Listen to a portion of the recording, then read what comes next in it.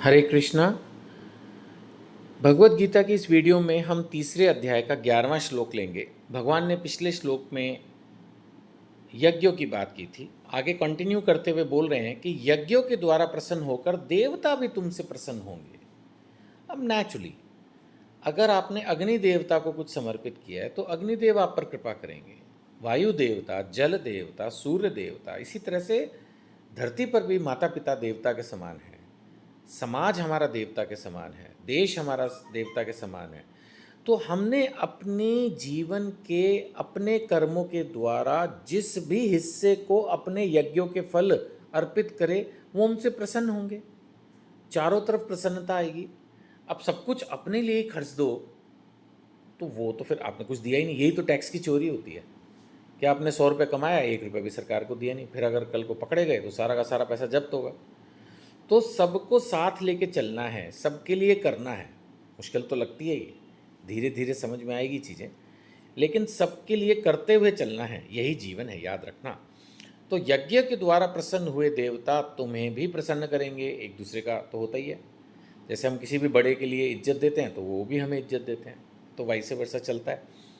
तो यज्ञ के द्वारा प्रसन्न होकर देवता भी तुम्हें प्रसन्न करेंगे और इस तरह मनुष्य और देवताओं के मध्य सहयोग से सबको संपन्नता प्राप्त होगी, चारों तरफ खुशहाली होगी। 12वां श्लोक। जीवन की विभिन्न आवश्यकताओं की पूर्ति करने वाले विभिन्न देवता यज्ञ संपन्न होने पर प्रसन्न होकर तुम्हारी सारी आवश्यकताओं की पूर्ति करेंगे। भाई आपने उनको प्रसन्न किया, वो आपकी सारी रिक्वायरमेंट पूरी कर देंगे। किंतु जो इन उपहारों को देवताओं को अर्पित किए बिना भोगता है वह निश्चित रूप से चोर है। भगवान ने क्लियरली कह दिया कि आप निश्चित रूप से चोर हैं अगर आप ये अर्पित नहीं कर रहे हैं।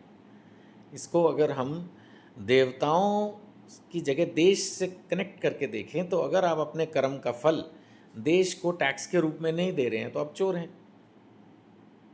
पहले यही राजा होता था, देवताओं को समर्पित करते थे। अब अगर हम प्रैक्टिकली देखें तो अगर हम अपनी इनकम में से कुछ भी समाज की सेवा में नहीं लगा रहे, सपोज हमें लगता है यार हमारे से हमारा ही नहीं हो रहा, ये कुछ नहीं है। आप अगर देखेंगे तो कुछ ना कुछ, अगर बिल्कुल मान लेते हैं कि आपकी आर्थिक स्थिति बहुत ख़राब है और आप कुछ भी डोनेट नहीं कर सकते, ओके, तो थोड़ा समय ही लगाओ, थोड़ा समय ही लगाओ। अगर सिर्फ टोटली आप अपने लिए ही कर रहे हैं और सपोज इस समय नहीं कर पा रहे, कुछ भी नहीं कर पा रहे, ना समय लगा पा रहे, ना धन दान कर पा रहे, कोई बात नहीं।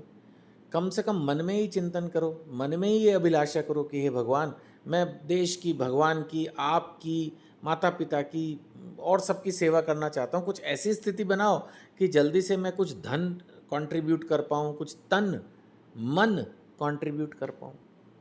तो जब तक आप चाहोगे नहीं तब तक तो कुछ होगा नहीं। तो ये थिंकिंग बदलनी होगी कि किस तरह से हम विभिन्न देवताओं को अर्पित कर रहे हैं। तो जैसे मैंने कहा कि आप देवताओं से देश, समाज, इस तरह से अगर इन श्लोकों को पढ़ के समझने की कोशिश करोगे तो आपको समझ में आएगा। अगर आप इसके लिटरल मीनिंग में चले जाओगे फिर तो लगेगा यार ये क्या बात हुई, हम देवताओं को, अब आज की तो बहुत सारी जनता जनार्दन जो है वो बिलीव ही नहीं करती देवता कुछ होते हैं। यज्ञ मतलब हम बोले वायु देवता, जल देवता बोलते हैं, सब मन गढ़ंत बातें। पहली बात शास्त्रों में लिखा है, लेकिन फिर भी मैं इसीलिए इन श्लोकों को इस तरह से इंटरप्रेट करने की कोशिश कर रहा हूँ ताकि आप प्रैक्टिकली समझें कि जो आज हमारा जीवन है उसमें हम किस तरह से कर्म करते, हम कर्म योगी कैसे बनेंगे। याद रखिए, अगर आप अपने लिए कमा रहे हैं और खुद ही खा रहे हैं तो फिर आप कर्म योगी नहीं हैं। योग है भगवान से जुड़ना, आप भगवान से तो जुड़े ही नहीं। कर्म योग कहाँ हुआ? योग means your connection with God. तो ये चीज़ें, ये जो श्लोकास हैं डायरेक्टली इनडायरेक्टली यही कह रहे हैं और इसको 13वां श्लोक और अच्छे से एस्टैब्लिश करता है। यहाँ पर भगवान कहता है, भगवान जी कह रहे हैं, भगवान के भक्त सभी प्रकार के पापों से मुक्त हो जाते हैं। अभी वो ऊपर कह रहे हैं चोर है जो कुछ नहीं करता, लेकिन भगवान के भक्त सभी प्रकार के पापों से मुक्त हो जाते हैं। क्यों? क्योंकि वे यज्ञ में अर्पित किए हुए भोजन यानी प्रसादम को खाते हैं। अब जो हम खा रहे हैं उसको हमें मन ही मन भगवान को अर्पित करना चाहिए। और फिजिकली अगर संभव हो, जैसे मैंने कहा, तो हमें अपने भोजन का कुछ हिस्सा गाय को, कुत्ते को और किसी को भी कुछ हिस्सा अगर संभव हो। अगर आपको सर रोज़ रोज़ कहाँ जाएंगे, तो महीने में एक दिन, साल में एक दिन, कभी तो करें। तो हमें बेसिकली कुछ ना कुछ करना चाहिए। इन ब्रीफ जो भी हम खाना खा रहे हैं भगवान को भोग लगा के खाएं, भगवान को अर्पित करके खाएं, क्योंकि भगवान कह रहे हैं अन्य लोग जो इंद्रिय सुख के लिए भोजन बनाते हैं, नहीं सिर्फ अपने लिए, जो कुछ हो रहा है मेरे लिए, वे निश्चित रूप से पाप खाते हैं। फिर पिछले श्लोक में कह दिया उनको चोर, अब कह दिया उनको पापी कि वो तो पाप खा रहे हैं। यानी अगर आप भोजन बना रहे हैं और पूरे साल सिर्फ खुद ही खा रहे हैं, कभी आप कुछ करते ही नहीं। मैंने ऐसे भी लोग देखे हैं जो खुद तो भंडारा करते नहीं, और जो भंडारा करते हैं उनको कहते हैं अरे देखो कितने ये वो हैं, मतलब जैसे ना शोबाजी करने वाले लोग, दूसरे को दिखावा कर रहे हैं।